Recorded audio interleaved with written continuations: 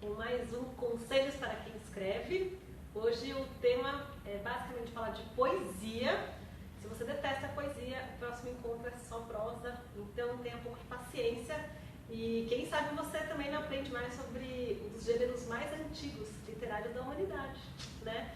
Então, para hoje eu trouxe o Paulo Ferraz, poeta, a Jo Freitas, poeta, e, enfim, nós vamos falar um pouco a respeito da obra deles e vamos falar um pouco a respeito de conselhos, dicas, enfim, reflexões, se você gostaria de escrever mais poesia. Queria agradecer o pessoal aí de Uberaba que está assistindo a gente, de Curitiba, de Foz do Iguaçu e até de Amsterdã. Hoje tem uma plateia internética e agora eu acho que o vídeo está na posição certa, né, gente? Obrigada por quem avisou. Então, Paulo, por favor, se você pudesse apresentar rapidinho, contar um pouco aí quem que você é. Bom, olá, gente, quem está ao vivo e quem está vendo isso hoje mesmo, de madrugada ou no futuro. Os conselhos, imagino que, como a Ana disse, desse gênero tão antigo, né, que já tem, sei lá, 5.000 anos ou muito mais, né? O Sigismundo Spina falava que Apolos sem prosa, mas não Apolos sem poesia. Então acho que é bom a gente se voltar para o poema, né? E eu sou um poeta, basicamente. A minha relação com a palavra escrita, ela tem, obviamente, outras manifestações, mas eu continuo a dizer que eu sou poeta. Comecei a fazer poesia por volta dos 15 anos. Fazer poesia, na verdade, ainda como um leitor, sobretudo como leitor. Eu entrei num grupo de teatro no começo do colegial e, para minha alegria, a peça que estava sendo montada era com textos do Drummond.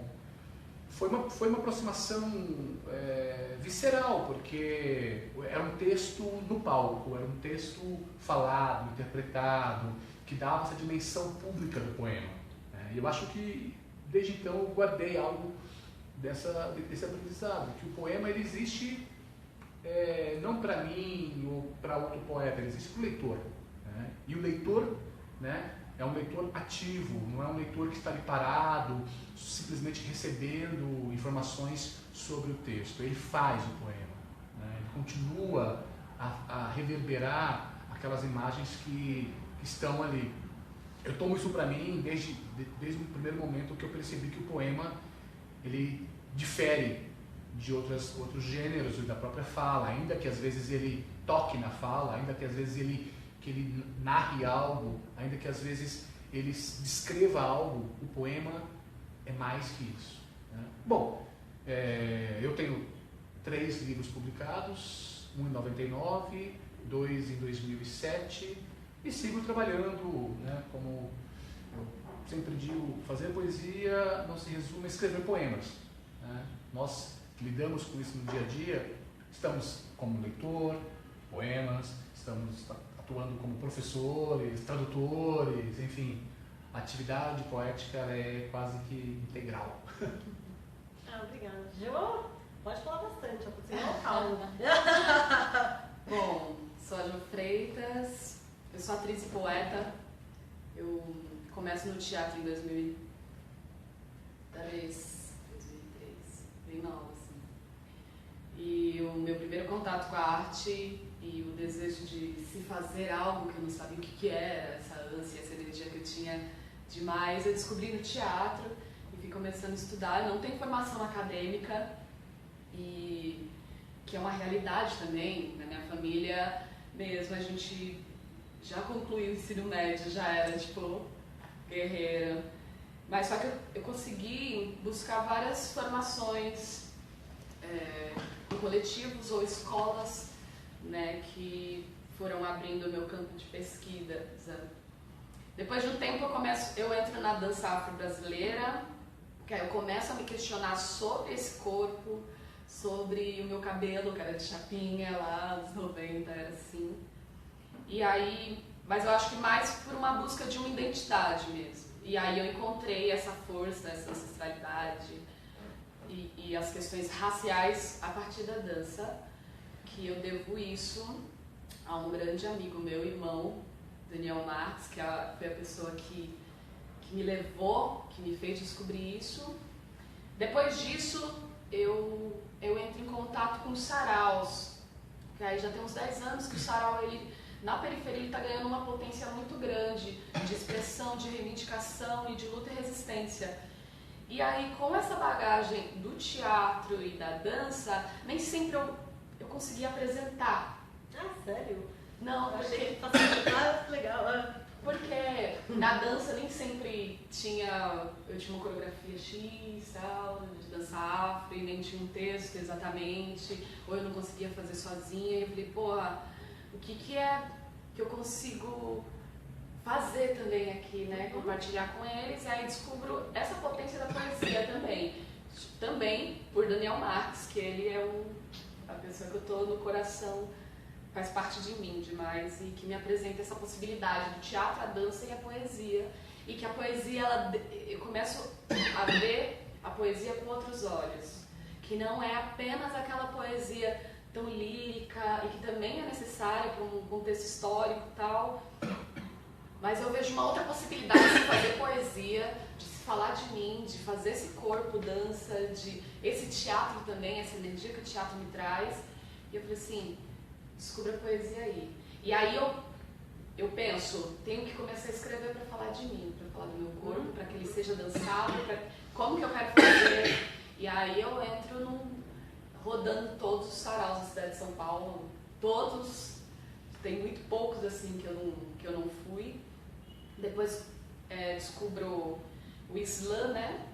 Que é a batalha de poesia falada, que para mim já é há uma distinção muito grande, e que o slam está ganhando um espaço muito grande. Eu acho que pela geração que a gente está, essa juventude que tem ganas de se fazer algo, encontra essa possibilidade no slam. E eu falo assim, vou juntar tudo isso, essa energia de batalhar, nem sempre para ganhar, mas de estar compartilhando. Hoje a gente tem um público, tipo 200, 300 pessoas, para se escutar poesia. Fala, quando que tem isso? Quando que a gente viu isso, saca? Então a minha história, ela é um emaranhado disso que eu falo que eu sou cenopoeta, que é um termo que eu descubro em 2010 com Júnior Santos e Rai Lima, que aí eles vêm de Rio Grande do Norte, fazendo uma mistura com teatro, dança e música e poesia. E eu falo, eu faço isso. E aí eu não tinha um nome. Ah, você é poeta? Eu ainda não dizia que eu era poeta, porque pra mim poeta tinha que publicar livro. Então, escritora, eu ainda estava enquadrada nessa lógica de o que era que me definia, poeta, escritora. E aí, cenopoesia. E aí eles me mostram isso assim, eu sou cenopoeta. E hoje quando eu falo eu sou cenopoeta, as pessoas não sabem exatamente. Eles falam, como assim cenopoeta? É tipo uma performance? E eu não usava muito esse termo e não me aproxima esse termo. E aí os meus trabalhos sempre nos saraus, tá? Eu sempre junto isso. Agora dou aula pelo Sesc Itaquera, que é o Slam Marginárias, que aí eles me convidam por ter essa junção desse corpo, dessa energia que a poesia dá, além de escrever, né? Pronto. E aí é isso aí. Daí, ó, às vezes você tá aí vendo a gente, que você estava procurando era cenopoesia, né? Porque a gente precisa do rótulo pra entender o que tá fazendo um pouco, né? Mas acho que tua história resume muito uma certa cena muito importante da poesia brasileira nos últimos 10 anos, né? Até é bonito que você traga, porque é uma incorporação mesmo, todas essas... que se transforma, né? A poesia ela já tem outros ouvidos e outros olhos e outra escrita. Isso, E a gente acha que tem muito mais leitoras de poesia hoje, e eu acho também que tem muito a ver com todo, não só o momento de sarau, né? Mas acho muito bonito, porque abre uma possibilidade de qualquer pessoa se designar poeta, porque eu acho que era um rótulo muito, vamos dizer, economizado, assim, né? E eu acho que todas as pessoas são poetas, né? E pensando um pouco nisso, eu pensei em 2 historinhas que eu ouvi na condução, vindo pra cá ontem, na realidade hoje de manhã, para perguntar um pouco para vocês, pensando ainda no que vocês escrevem, né? Como é que vocês trabalham o cotidiano na obra de vocês, né? Tipo, dia a dia.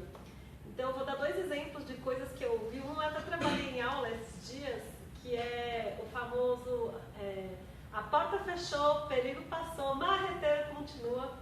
E eu acho bonito esse verso que, enfim, os vendedores ambulantes falam no metrô, porque se você vê, né, porta fechou, o perigo passou, então você tem esse PP, e o fechou, o passou, tudo rimando, né? E o marreteiro continua é quase uma quebra do que vinha antes. E você guarda, né? Então, outra coisa que me chama a atenção, mas aí eu já uso muito nos poemas, é aquele do a gente tem que agradecer. E esse a gente tem que agradecer, eu acho muito louco. Eu ouvi hoje de manhã, por isso que eu lembrei. Eu estava conversando com uma senhora no ônibus, ela estava reclamando que está uma chuva, está muito frio, e ela estava indo trabalhar, o ônibus atrasou, e aí ela estava falando, mas a gente tem que agradecer. Ou seja, agradecer a Deus por ter um emprego. Mas isso a gente tem que agradecer, eu acho ele muito engraçado, porque também é irônico. A coisa tá uma porcaria, mas a gente tem que agradecer. E eu acho que se apropriar dessas falas é muito bonito, porque talvez uma das funções do poeta, ou sei lá, uma das tarefas, desafios do poeta, é trazer um pouco dessas falas do mundo, né, como se a gente fosse uma substância porosa, né, para dentro de si, né. Eu queria que vocês falassem um pouco, assim, se você tiver algum exemplo de poema que lembrou de outra pessoa, seu mesmo, que consegue fazer essa apropriação do cotidiano, não sei. Eu acho que, no nosso caso, na poesia brasileira, a incorporação do cotidiano ela é quase um elemento essencial no que nós chamamos poesia brasileira, desde pelo menos, digo pelo menos porque se pode voltar antes, desde pelo menos o modernismo, né? Ou seja, o papel do poema é revelar uma língua e ampliá-la, né, dentro da sua possibilidade, falada no Brasil, falada por nós, que difere, né, da língua oficial, da língua dos protocolos. Bom, isso o Manuel Bandeira fala, não quero lirismo que não seja libertação, né? Enfim, esse lirismo é o lirismo que nós vivemos, né? E o poema ele tem que necessariamente se basear na língua, né? Ele tem que se fundar nas pessoas que falam aquele idioma. E ao utilizar esses elementos da fala, estamos trazendo o que nós somos, né? Porque quanto mais eu me afastar da minha fala, mais eu me afasto de mim. Mais eu estou imitando o outro, ou construindo outra identidade, ou fantasiando, né, em torno de elementos que não são propriamente meus. É claro, o papel da poesia, ele muitas vezes é de estimular via linguagem, a imaginação, né? Eu tenho para mim que o poema ele é um modo de ver o mundo, né? Ele não é uma expressão do mundo, é um modo de ver o mundo. Eu ponho o poema no mesmo patamar da religião, da filosofia, da ciência. São modos de explicar, né? Cada qual explica dentro da sua área. Então o poema ele não é um veículo de comunicação. Ele não é simplesmente um modo de expressar uma ideia, um juízo, um valor. Ele é um modo de apresentar, né? de dar ali a ver algo. Nesse momento, dar a ver o cotidiano, dar a ver a língua que falamos, é uma forma de nos manifestar. Eu acho que para mim o que difere são os olhos de como esse olhar subverte uma lógica comum cotidiana. E quais mãos escreve isso, né? Porque está tudo dado, tudo pode ser poesia e tudo pode ser desastre. Depende de como que eu estou vendo o mundo hoje, como eu acordei. O cotidiano para mim está ligado de como eu desperto. Porque aí eu vou encaminhar aqui o que eu quero expressar com isso. Você falando essa frase, dos marreteiros do trem, eu falei assim, que lindo isso, mas aí você fala assim, mas pensando no contexto social, que trágico, sabe? Sim. Mas é lindo isso, a poesia ela tá aí como esse meio de transgredir uma lógica que a gente está tão habituado a isso e a gente se cansa, e aí a gente quer o quê? A gente quer gritar para dar uma outra possibilidade de existência, é um otimismo muito grande a poesia. Ela dá para utilizar uma vida tão caótica do meu ponto de vista, e também ou para aprofundar um olhar sobre algo. Eu acho que é tipo uma luneta que vai... Sabe? Pra mim, as poesias são todas de resistência, mesmo porque agora eu preciso falar disso. Quando eu viajo, eu fico assim, nossa, parece que nada cabe das minhas poesias. Aí eu falo, por que não cabe, sendo que eu tô falando de um geral, de uma sociedade? Mas é porque também tem muita identidade, assim. Então eu preciso quase de um quilombo. Algumas poesias eu preciso de um quilombo para que eu entenda uma conexão. E outras são tão amplas, assim, como... Tem uma poesia, eu não lembro ela toda, mas é corre, corre, só sacode. No sacode do trem, quem perde lugar é trabalhador. Trabalha nego, nego trabalha, já dizia assim, senhor. E aí eu faço uma brincadeira com... do patrão, do quem pode, quem não pode, se sacode, que vem esse negócio do trem.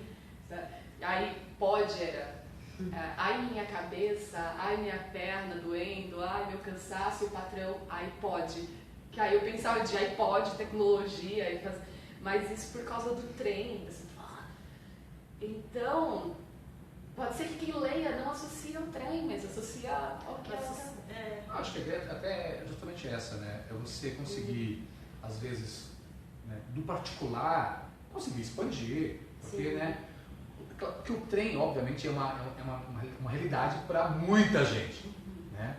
Mas, até quem não está nessa realidade, pode tirar disso algo que o transforme, né?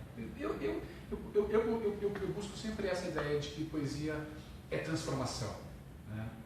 Porque é um processo interno, eu acho, né? O poema, que é aquele objeto de palavras escrito, ou sonoro, ou coreografado, né? Isso é um objeto, né?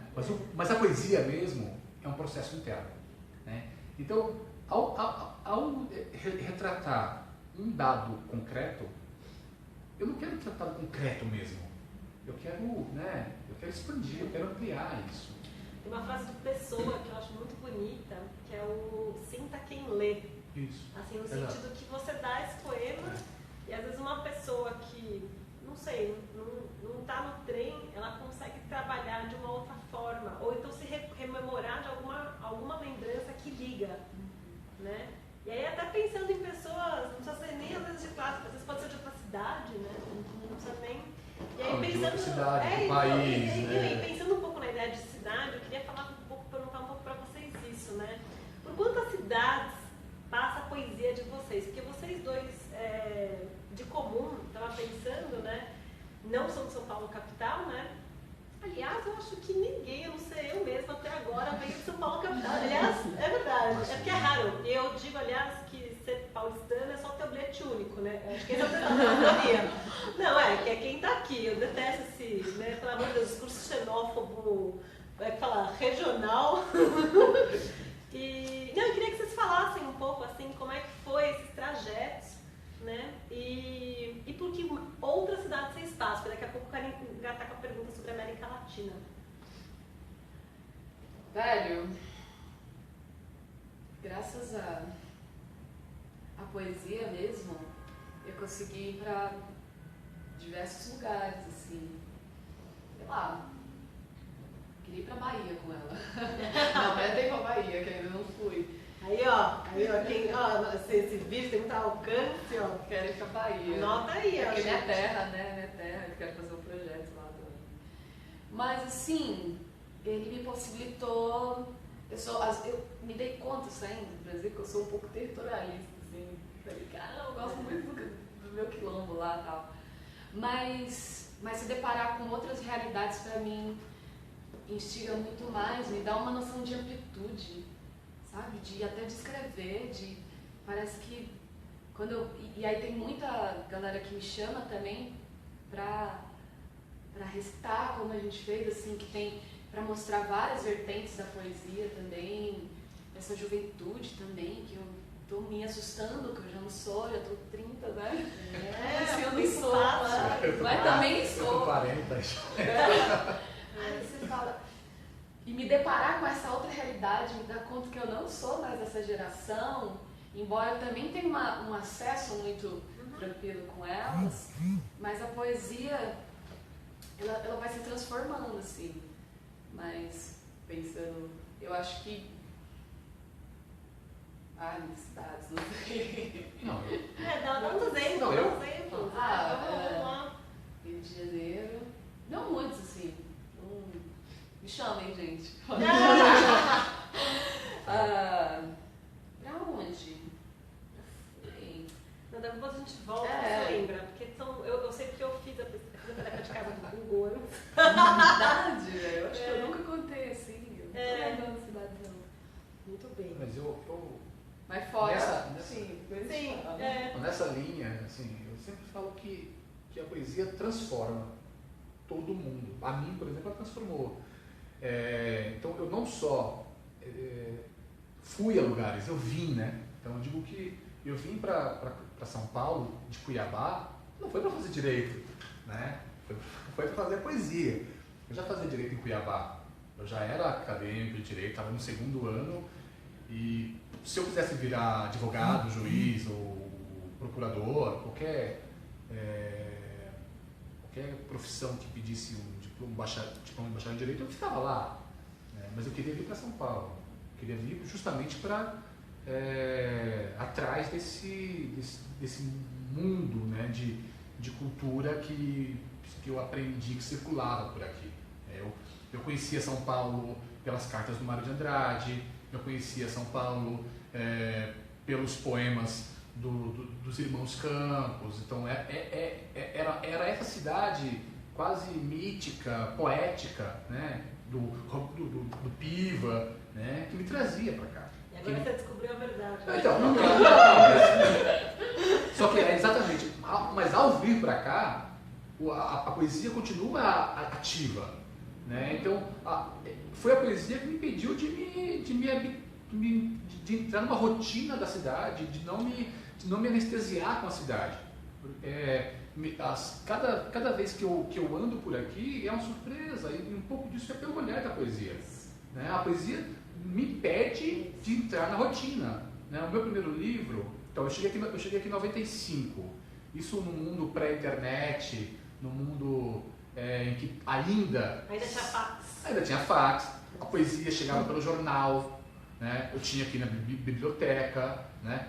Paulatinamente, 97, 98, vão aparecendo as páginas de poesia, então você já consegue entrar. Na época nem havia Google, entrava no Alta Vista, no KD, essa coisa pré-histórica, né, para muita gente, para vasculhar o que havia de poesia fora. Então, já há um salto, né, do que é olhar para o outro pela poesia. Né? Pela poesia eu fui aprender, estudar, né?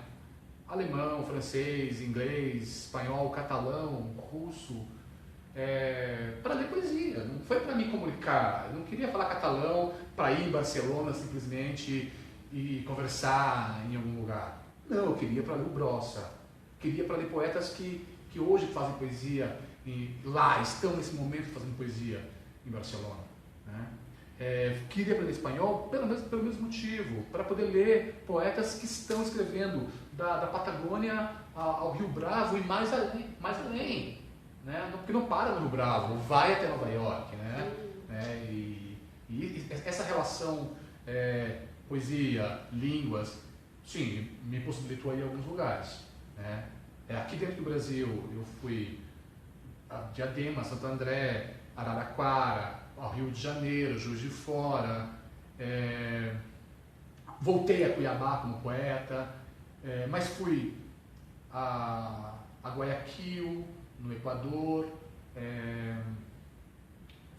no México, a Oaxaca, cidade do México, Guadalajara, Monterrey, São Luís Potosí, Havana, em Cuba, Nova York, Barcelona, na Catalunha, e o mais longe assim, que eu foi a Lviv, na Ucrânia. Sempre tentando fazer essa ponte. Com a russa também. Entendi, gente. Mas só pra gente voltar, então, queria falar um pouco, que acho que vocês dois também têm isso de comum, né? Dessa coisa de tentar romper o muro de Tordesilhas, né? Porque há muitos e muitos anos atrás, quando as pessoas seguiam dizendo que elas eram donas dessa terra, né? Porque acho que isso nunca mudou, colocaram ali uma marca ali no meio da América Latina, no meio da América, dizendo aqui fala essa língua, na época, e aqui fala essa. No caso, o português, gente, brasileiro, ele é falado há pouquíssimos anos, né? Lembrando que isso daqui não se falava esse português que eu estou falando, que enfim é minha língua. Isso daí foi o Pombal e com muita chicoteada na praça, sim, para obrigar as pessoas a falarem essa língua, que então em Engatu saiu de cena, né? Mas do outro lado do muro, né, de Tordesilhas, fala-se espanhol, né? E de alguma forma, parece que a gente nunca pode se apropriar, nós brasileiros e hispanohablantes, a gente nunca pode se apropriar dessa herança comum, né? E a não ser que estejamos em lugares, entre aspas, em que o espanhol é uma língua franca, né? Então, eu sei que o Paulo viajou, tem bastante intercâmbio com o espanhol, eu queria falar um pouco disso, mas para contar uma anedota, quando eu estou em Nova York, as pessoas esquecem que eu falo português de língua materna, porque eu gosto muito de falar espanhol, falo relativamente bem espanhol, e é muito engraçado porque lá tem gente que fala espanhol da Espanha, da Argentina, do México, do Peru, então todo mundo fala junto, então parece que eu tenho mais um sotaque ali e erro umas coisas. Mas eu acho engraçado que a comunidade hispanohablante, eles quase apagam o fato também, eles esquecem mesmo que a gente está num outro lugar, é como se o Brasil fosse uma grande mancha, que não soubesse muito bem o que acontece ali, né? Eles sabem que tem uma cidade, geralmente sabem bem mais, enfim, do que outras nacionalidades, né? Principalmente os argentinos que sabem bastante sobre o Brasil, vão muito pra cá, vêm muito pra cá, geralmente, mas tem aquela mancha, assim, tipo, deve ter assim, tipo, aqui é o carnaval, aqui é a cidade feia, aqui deve ser uma coisa assim, né? E Brasília, aquela coisa que é onde mostra na TV, né? Então eu queria que vocês falassem um pouco como é que é romper, enfim, no cotidiano essa barreira linguística, afetiva, e acho que a gente vai pelo afeto, né? Que separa a gente do resto da América Latina. Então, os dois têm projetos aí, queria que vocês falassem. Bom, a primeira vez que eu saí assim, do Brasil foi o ano passado, foi em setembro. E eu era atriz convidada de um coletivo, Contadores de Mentira, que tinha um espetáculo que falava sobre a cultura afro-brasileira. E aí eles me convidaram porque eles trabalhavam com a mitologia dos orixás junto com o mito de Medeia. E aí se chama Curra Tempero sobre Medeia. Então ele conta a história de Medeia na perspectiva dos orixás. E aí eles me convidaram, e eles estavam com a circulação em diversos países, inclusive eles foram anteontem para o México. E aí foi o primeiro contato que eu tive em outro país, com outra língua, assim, tipo, não sabe, descobri que, achar que era, estudei um pouco, assim, de espanhol, mas às vezes só vivendo lá, a gente tem muitas coisas semelhantes e tem tanta coisa que você fala assim, nunca imaginei que se falasse assim, saca? E aí foi uma experiência linda, a gente era um festival, então eu queria criar esses vínculos e conhecer como que estava o movimento artístico lá e sobretudo a poesia, como assim, vou voltar aqui para fazer poesia aqui, para buscar esses poetas, porque me interessa muito como que esses poetas estão criando. Isso é o que mais me interessa. E aí depois eu fiquei 15 dias aqui, aí voltei para o Brasil, passei 15 dias, depois a gente foi para o Equador, que já é outra coisa. É muito legal. A gente apresentou lá no festival. Fala espanhol, mas tem uma diferença de cultura muito grande. Eles gostam muito de brasileiros. Dificilmente eu vejo pessoas negras de Black Power, isso é muito difícil. Você estava em Quito? Eu fui para Quito e depois Loja. Porque Guayaquil tem essa coisa, né? Que Quito é Andes, mas no litoral já tem comunidade negra. Sabe? A primeira vez no Peru eu não vi também e me perguntavam, são os negros daqui e tal, porque aí eu já embuti todas as minhas necessidades. Que existe negro no Peru, né? Eu conheci uma escritora em Nova York e ela justamente fazia essa afirmação de ser uma comunidade peruana de negros e que dentro do próprio Peru é ignorado. Sim, tem a Vitória Santa Cruz, que é ela também foi diretora do Conjunto Nacional de Folclore Peruano. E aí ela eu já conhecia, já fazia poesia dela, poesia mais conhecida, né? Negra, sou negra. E aí voltei e fiquei nessa Berlim. Daí fui para o norte do Peru, já saí do Equador e fui para Soritos. E aí, mais para conhecer a cidade, ver o que aquilo, lindeza também. E aí, em abril eu volto. Eu vou para o Peru, e aí viajo várias cidades lá, e aí entro em contato com o Islã de lá, com os poetas de lá, começo a ver a diferença muito grande. Lá eles são quietos, e a gente tem uma euforia muito grande, assim. Eu me via lá, tipo, gente, para, Jô, calma. Não, mas porque eu me vi tão exagerada comparada a eles, mas claro, tem toda uma cultura também da cidade, do país, de como eles são, das urgências que eles têm, né? Então, para mim descobrir a poesia a partir desses poetas, marginais ou não, que se misturam muito, foi tipo num museu de literatura, super bonito, sabe? E foi uma experiência.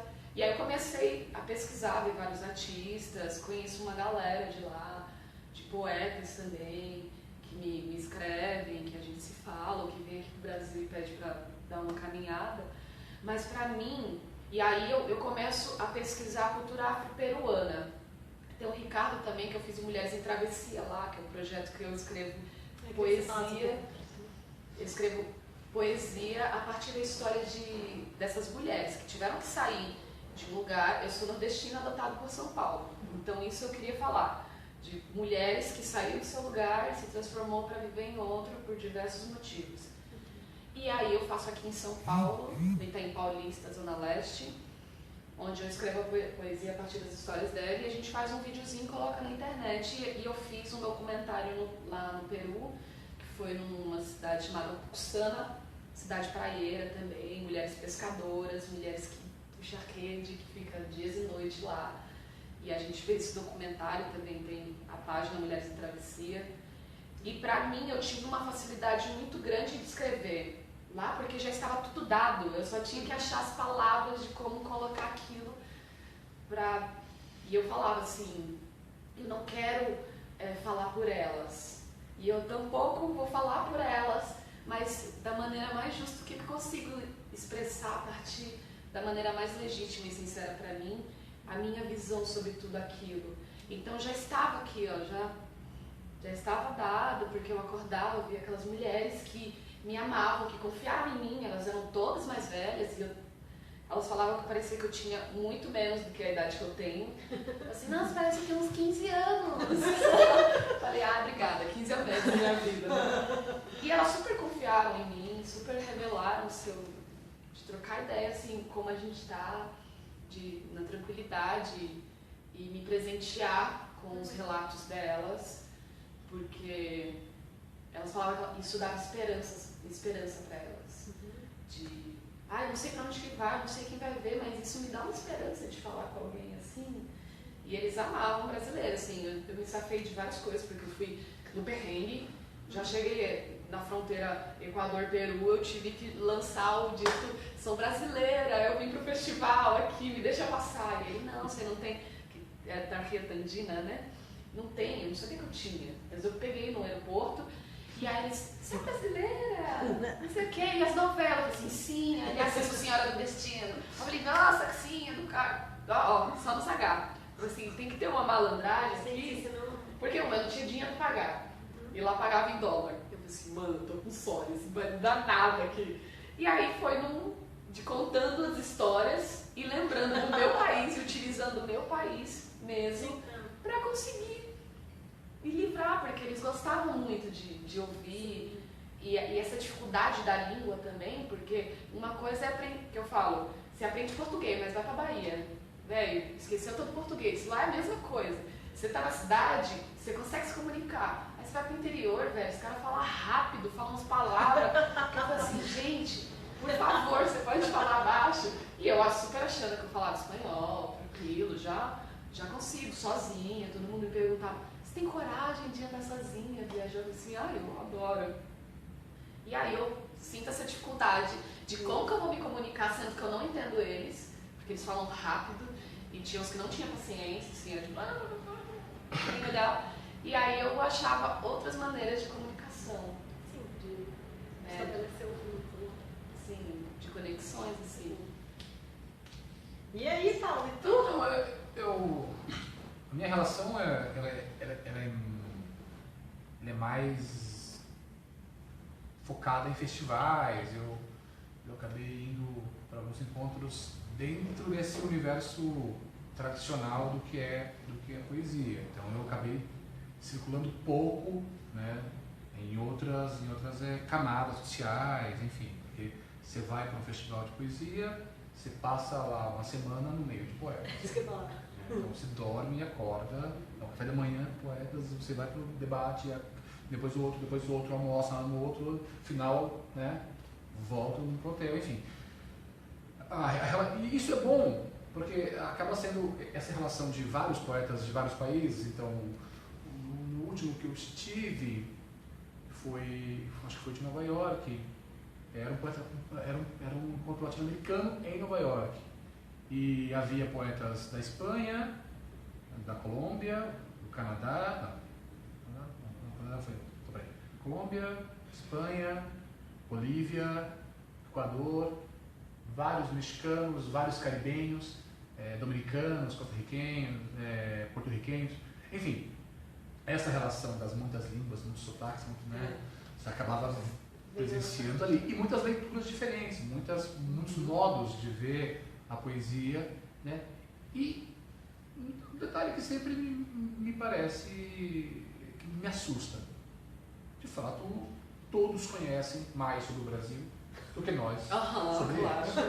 Né? Eles sabem Sabem das novelas, sabem da política, sabem da de todos música. os golpes que nós levamos, e sabem da literatura também. Sim, então me espanta, assim, a primeira vez que eu fui para o México foi em 2009, e eu estava num debate e de repente uma poeta, acho que ela fazia mestrado na época, algo assim, mexicana, me fala sobre o Paulo Leminski, me fala sobre o Capital, que, convenhamos, nem para os brasileiros é um livro tão fácil de ser lido, né?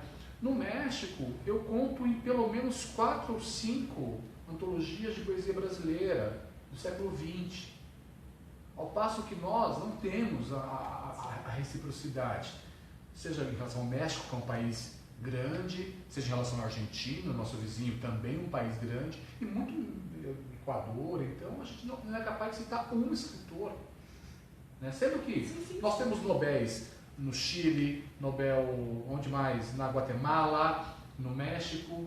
Então a gente tem uma certa arrogância de uma autossuficiência cultural no lato sensu, né? E política, né? Assim, a gente sempre trata o Peru, a Bolívia como vizinhos menores, né? E esquece que tem uma vida cultural gigantesca, tão importante quanto a nossa, que não existe esse peso, nessa balança que ponha uma cultura acima da outra, uma língua acima da outra. Então viajar e encontrar esses poetas que se conhecem, né? Que se conhecem, que você tem um poeta uruguaio como o Frécia, que é conhecido em todos os países latino-americanos, e que no Brasil ele mora em São Paulo, aqui ele é pouco lido. Sim. Né? Em qualquer país, em qualquer desses encontros que eu vou, eu percebo que há uma troca, né, entre eles, e eles olham para o Brasil de modo, com uma curiosidade que nós, infelizmente, não devolvemos. Há muito tempo atrás eu fui dar uma palestrinha sobre poesia brasileira na UNAM, no México, o pessoal que aprendia português. Gente, não estou exagerando, eles sabiam bem mais sobre poesia brasileira do que minhas turmas de Casa das Rosas. Então é muito chocante, tem esse interesse mesmo, né? Isso eu lembro bem, assim, foi uma coisa que me impressionou muito. Eles sabiam de cor alguns poemas da Ana Cristina, e eu fiquei, gente, por quê? Porque não ficava super feliz, eu me sentia até acuada, do tipo, será que o que eu vou falar pra eles vai fazer sentido? Eu falei na UNAM também, por uma sala que tinha pelo menos 30 pessoas, alguns dos quais falavam português bem. Você falou da Ana Cristina, mas quando eu estive lá, houve estudantes que me vieram perguntar de poesia concreta com um grau de conhecimento de fato. Às vezes aqui a gente não tem. Porque isso é bom para o o nosso ego, a gente se sente, fala, nossa, então o Brasil de fato tem Eu me senti vergonhada. uma poesia boa, mas em seguida você se sente envergonhado, né? Eu me sinto envergonhada porque eles sabem tudo sobre a gente. Isso. Assim, de soberba grande, a gente tem de nunca estudar e nunca se interessar tanto por Bolívia e de cultura tradicional muito grande. Aqui em Brasil, se você for pegar a cultura tradicional, velho, você vai pegar um gato pingado assim de coisas e que tem, só que lá parece que é muito mais enraizado e a gente desconhece muito disso. Sim. Gente, E é uma forma de voltar para se olhar então, também. não é que nós desconheçamos a América Latina, a gente desconhece o Brasil. Isso. A gente conhece São Paulo, né? A gente desconhece E aí, se você pensar o grau de um pouco, desconhecimento. não, e matriz, sei lá, e se você pensar então, por exemplo, sobre aspectos, não sei, tipo, a gente fala muito, né, de inserção de outras vozes na poesia e tal, a gente, por exemplo, a poesia de, enfim, de matriz ou de expressão indígena no Brasil a gente conhece super pouco, né, e eu falo a gente porque é muita gente que não sabe, né, e talvez eu acho que tá aí outra coisa para também começar a olhar, porque senão você não começa a não se enxergar. Sim, no México mesmo tem uma batalha de poesia de língua tradicional indígena. Tem poetas conhecidos, Porque de Náutico, Peru também Peru, tem. Bolívia. E aqui não é que a gente só não enxerga, né? Eu acho que tem essa surdez. Tem alguns rappers ainda indígenas que ainda Sim, trabalham sim, com isso, mas ainda No sul de São Paulo, gente, a gente tem comunidade, sabe? Não tá. Estamos aqui, Mas entendeu? gigantesco, Porque né? tem rapper lá. Mas Cheguei aí a gente volta aquele Isso. começo da conversa de a poesia ser um modo de reconhecimento. À medida que nós não olhamos para esse Brasil imenso, né, com essa variedade, diversidade cultural e linguística e, né, étnica, a gente está apontando que a poesia no Brasil ela é feita por poucas pessoas e para poucas pessoas. Sim, Eu falo, controlando. ela começa no Butantã e acaba no Leblon. É bem nessa. Bom, eu queria encaminhar, porque a gente teve essa interrupçãozinha, eu queria encaminhar e pedir para vocês lerem alguma coisa e, se possível, antes de fazer a leitura, vocês dessem algum conselho para, enfim, quem gosta de poesia tem que fazer o quê? O meu conselho é o de sempre, que é ler em voz alta o que escreve, né? E ter um pouco mais de paciência com os textos, né? Porque acho que se ouvir é muito bom, é algo que é menos recorrente. Vamos lá. Tem uma frase que uma vez um mestre meu falou, que eu levo ela até hoje, eu falo sempre para meus alunos, porque eles dizem, como que eu faço poesia, como que eu digo isso, como que eu sou interessante, porque assim, pra mim, quando eu comecei a ser mais interessada do que ser interessante, foi aí que eu me importei menos com julgamentos que talvez era coisa da minha cabeça. Ou seja, a minha escrita, eu não queria ser aceita exatamente.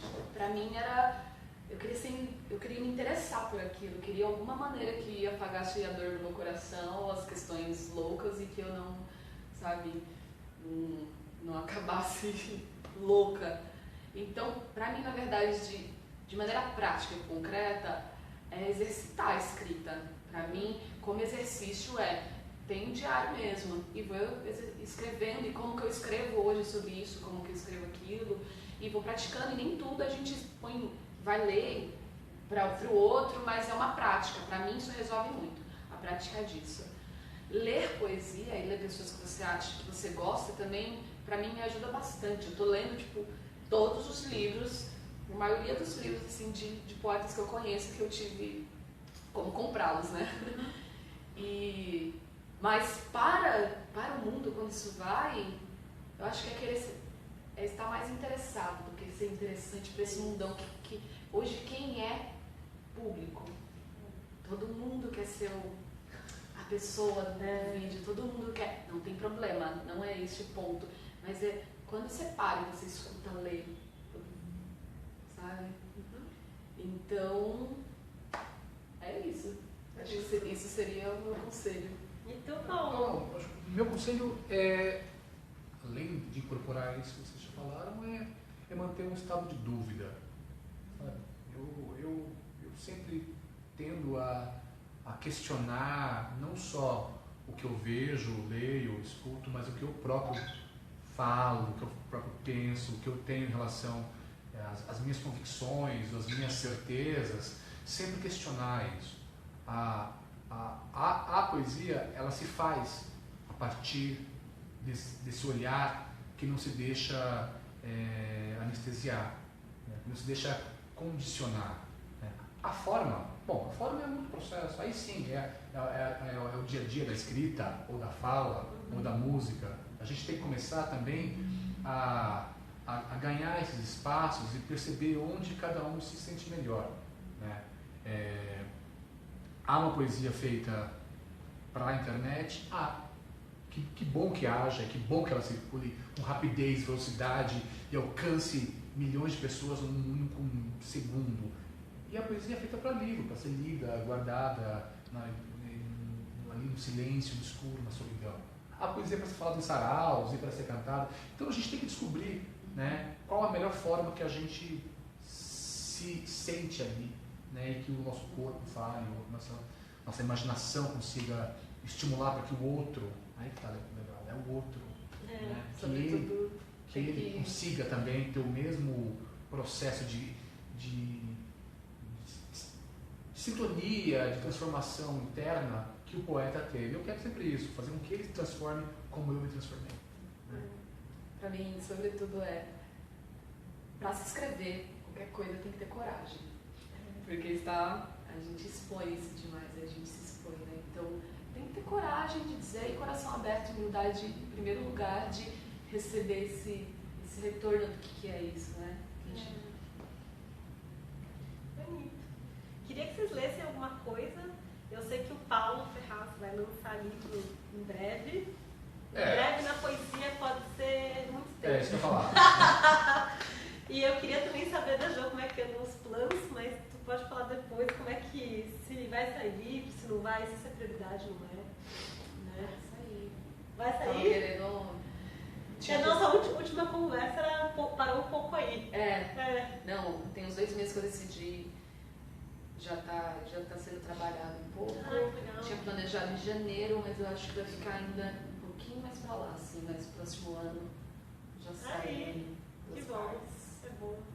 O livro, nem acho que seja tão importante, mas às vezes para quem lê a gente, ele acaba sendo... não sei, as pessoas pedem, né? Eu acho engraçado. Eu não publico há 10 anos. O Paulo não publica. Porém, nesses 10 anos eu não deixei de atuar poeticamente. Né? Traduzi, acho que 10 ou 11, 12 livros. E me basta um poema por ano, que seja. Não, essa urgência de publicar, né? Mas é porque a gente tem essa cobrança mesmo. Né? Parece que o livro impresso ele ainda é uma chancela assim, sou escritor. Sim. Durante muito tempo eu falei assim, vou escrever, não vou publicar não, porque só isso vai me definir como escritora e tal. Depois eu fui pensando, vendo ele também, é diferente você escutar uma pessoa e ler ela. Sim, a mesma coisa. É muito diferente. Porque depende do lugar, de como você está poeta, aí eu te leio, eu já... Sim. Isso pra mim é gostoso. É bonito. Bom, nós temos quantos minutos para ler? Não sei, a Cíntia tá com uma cara aqui. Não, já deu 1 hora, mas como a gente começou um pouco depois... Então eu vou ler um poema curto. Só queria botar um medo na gente. Vocês botam mesmo de poesia. Porque se deixar eu ler o livro todo, o livro que ainda está em processo de feitura, mas... eu vou ler um chamado Teoria Literária. Pronto. Né? Que fica com esse peso sóbrio, né? Do que é falar poesia, escrever poesia. Né? É assim, teoria literária. E há também os empalhados por taxidermistas, os quais retiram as vísceras dos poemas, drenam o sangue e outros fluidos, sujeitos à putrefação, em contato com o ar. Tratam-nos com formol e incluem estofo e óleos de vidro, para depois expô-los assépticos em livros, muito semelhantes aos que tratei anteriormente, mas aqui são uma simples vitrine de papel, ao passo que os outros eram uma jaula com a inscrição de cuidado, não alimente o poema com leituras apressadas. Com esse aspecto, lembram algo da palavra viva, mas são mera representação. Suas garras e dentes não oferecem perigo. Mas pior que estes são os poemas de cera. Quando muito, agradam as crianças do jardim e os turistas que só sabem dizer obrigado.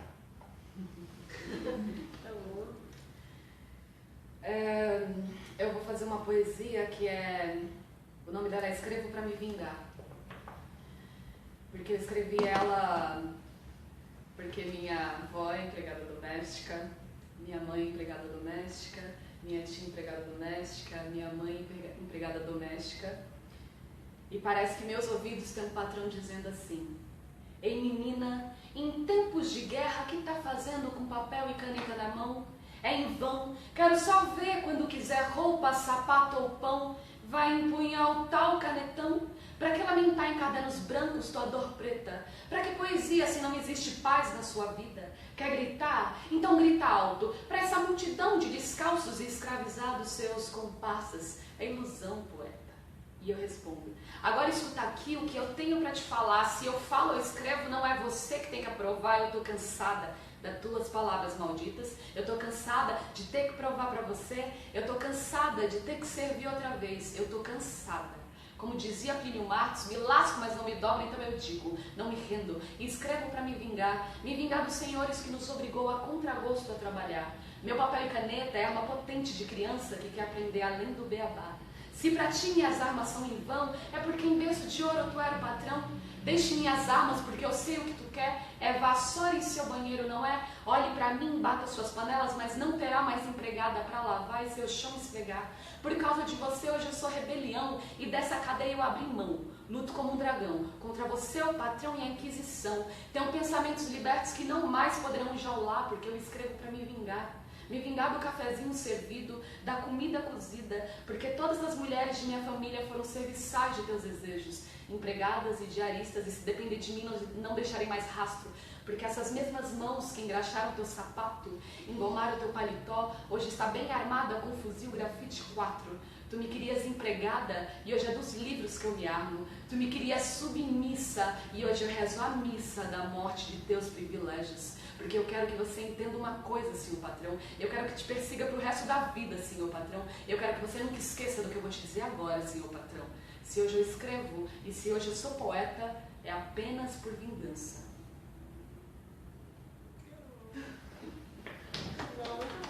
Obrigada. Aí eu sempre termino meio chorando. Porque acho que uma vez, daqui hoje foi mais desmontado. Obrigada. Bom, então a gente respira. Semana que vem a gente tem duas prosadoras, a Adriana Larcon, que também ainda não tem livro, e ela é muito ativa nas redes sociais, ela faz uma coisa que eu acho bem difícil, que é escrever na porra do Facebook, que é por onde você está nos vendo. Então a gente vai falar com a Adriana Larcon e com uma pessoa que eu acho ela maravilhosa de ouvir, que é a Aline Valek. A Aline é jovem, porreta, publicou livro em editora grande, mas segue fazendo muito zine, muita ilustração, e eu acho que elas duas nos servem como essa chama que mantém a gente falando, nossa, a gente tem que seguir no corre, sempre fazendo. Eu queria agradecer muito a presença de vocês dois, queria agradecer a Cíntia que está aqui sempre. Eu vim aqui, Cíntia, pra você aparecer. O quê? Não, vou ficar aqui nos bastidores. A Cíntia, ela é escritora, até o final da temporada a gente agradecer o Antônio da Tapera, então semana que vem a gente vai estar aqui de novo. Obrigada aí, Uberaba, Cuiabá, Amsterdã, Curitiba, pessoal de São Paulo, cidade horrorosa. Até lá. Obrigada. Beijo.